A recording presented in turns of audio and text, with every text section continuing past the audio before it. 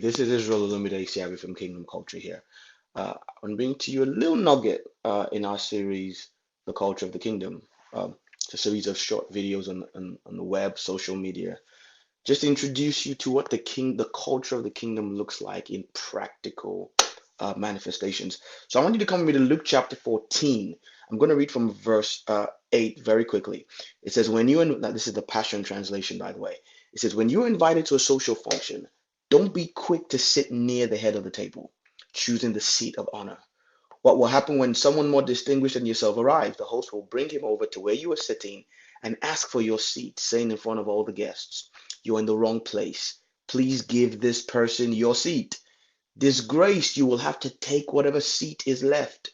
Instead, when you are invited to a banquet, you should choose to sit in the lowest place, so that when your host comes and sees you there, he may say, my friend, come with me and let me seat you in a better place.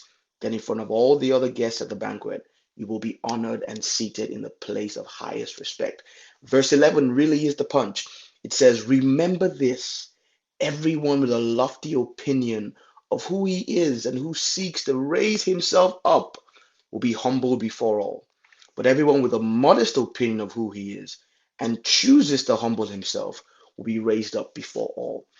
In a generation where, and I count myself as part of that generation, where self promotion and elevation and aggrandizement seems to be the order of the day, I believe the Bible's calling us in a timeless way to go back to the spirit of modesty and humility.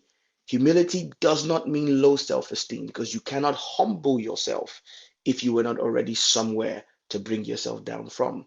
Bible says very clearly, if you have an overinflated opinion of who you are, this doesn't mean you don't know or value yourself, but it means you see yourself as intrinsically more important than somebody else. Not because of the grace of God upon your life, but because of who you are, you see yourself as superior to other people in a selfish way, and you seek to flaunt it, life will humble you. But if instead you have a modest opinion of yourself, you give glory to the grace of God and what He's doing in you and His promises for you, but you understand that minus that gift of grace, there's nothing intrinsically superior about you to anybody else, and you walk the path of humility, the Bible promises that you will be exalted. And this can have several applications. But whatever it is, let's go through life not seeking to put our chest out and laud ourselves or enforce our importance in the eyes of others. Let's keep the grind with our relationship with God and being the best at what we do.